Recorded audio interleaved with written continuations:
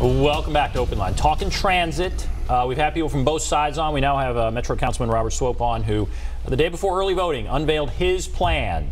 Again, it's met with some criticism. It's met with some support. We're talking about his plan, working through some of the criticism. We had on somebody from somebody who supports transit not that long ago, Dick Darr. He talked about the cost. That was one of the concerns you brought up. Certainly that's a major concern.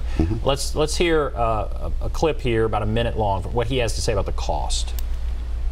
The numbers that have been out there, I want to help with that if I can, because it has been confusing. Yeah. And I think that we've heard two numbers recently. We've heard 5.4 billion, and then we've heard 8.95 billion. Some people round it up to 9 billion. They're both the same number. The first 5.4 billion is a present-day value, but since it's a 14-year project, and a 14-year project will carry with it all kinds of other costs, not just on maintenance and operational costs, but they'll also have interest, and they'll also have, you know, the interest on debt service, and they'll also have inflation. So when you weigh that into the original present-day value 5.4, it's the same number, it's just extended out. I tend to use the 8.95 million because that's going to be the price tag at the end, and that's what I've kind of been using, but the 5.4 is not incorrect.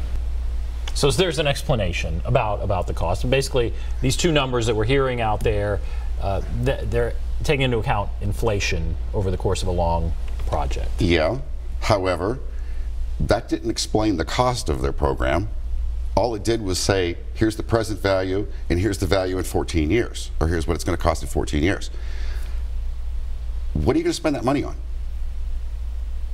And common sense tells me that there's no way on God's green earth this thing stays on budget. So when you compare it to Intelligent Transit basically puts $400 million to us in Davidson County.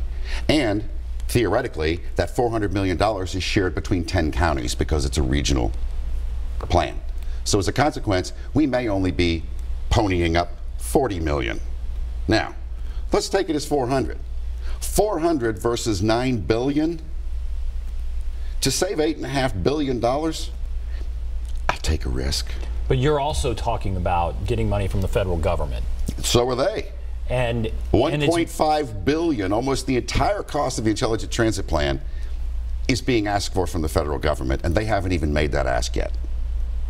It's going to be tough to get money from the federal government. It's going to be almost impossible. For you as well? Not necessarily. Why would your plan be different? Because mine's betting on the future, not the past. This is a forward-thinking plan, and it involves 4 or 5 different global corporations. And that is exactly what the current presidential administration has asked for. So Marla Adams here on Facebook says, when you're talking about stacking interstates, why are we talking about double stacking interstates that are controlled by a state government, TDOT? State government's been completely involved in this plan for the last 3.5 years. And you think that it would happen? I think given the options, it makes perfect sense. Again, none of this exists in a vacuum. Building a tunnel downtown doesn't exist in a vacuum. Building one rail line on Gallatin Pike doesn't exist in a vacuum.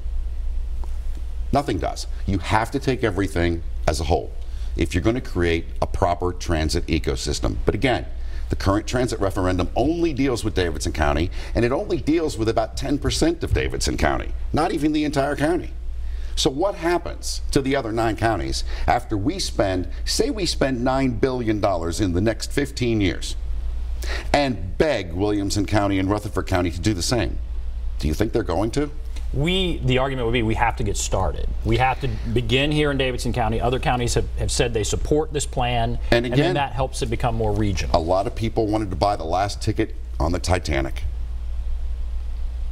So that's what you would equate it to? Yep. Let's go to David. Hello, David. Yes. Go right ahead. First of all, let me say that there is a plan that has been mandated to be voted for.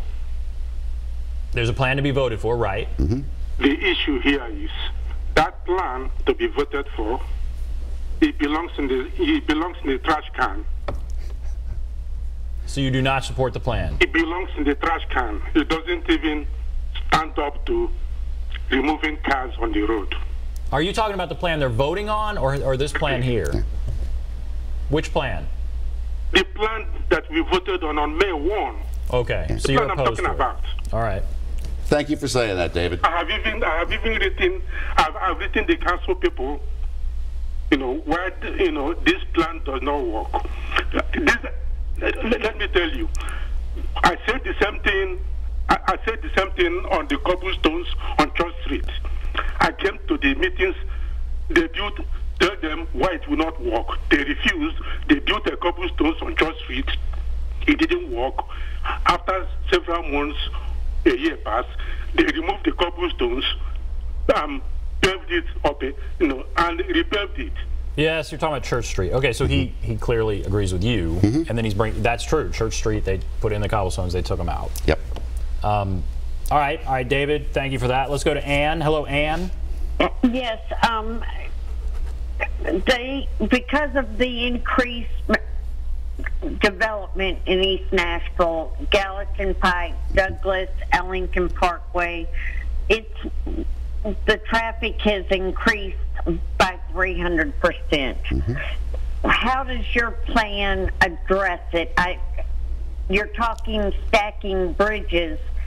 I don't know. How would your plan address East Nashville? I'm totally against the rail system because I don't see that we've got the land that you could put a rail system in East Nashville. But I also see that the traffic has increased and it's already a problem, and they're still building on top of building on top of building. Okay. What about that? Thank you for your comments, and I agree with you entirely. In the Intelligent Transit Plan, we'll use a combination of 12-meter, 6-meter, and 2-meter autonomous vehicles operating 24/7, 365, wirelessly charging at every single bus stop and transit center, basically creating 15-minute service anywhere in this city. So you're talking about self-driving vehicles. Are Correct. these buses or are these vans? They are our new next-gen autonomous vehicles. I think you've got a picture of them here if you want to put it up there.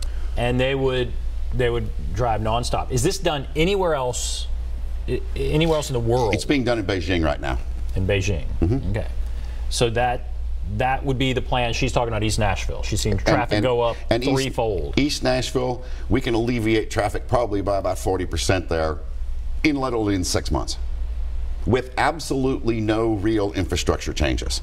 We need to restripe some roads. That's about it. So what does paint cost? I mean, I hate to bring it down to that common sense level, but that's all we need. We need to restripe some roads and dedicate some lanes. Which would mean take lanes away. Nope. Nope. Just the center lane. Okay. All right. Thank you, Ann, for the call. Let's go to Brian. Hello, Brian. Yes, I'm here. Go ahead. What's on your mind? Oh, wow. So, have you ever driven from Hendersonville to Nashville to Murfreesboro? We've been those places. Yep. You're talking hours. If you get off at 5 o'clock in the afternoon, it takes you 2.5 hours to get home. I drove that route for 2.5 years. I mean, you're talking about a transit system that I feel it's impossible. And with dedicated autonomous vehicle lanes on I-24, I-40, and I-65?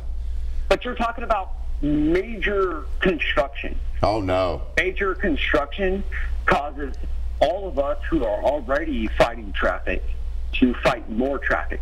You're shutting down 24 every other week. How would you, I agree with the question to the extent, you're talking about another layer of interstate, kind of double stacking the interstates. How would that not be major construction? Only in the downtown core.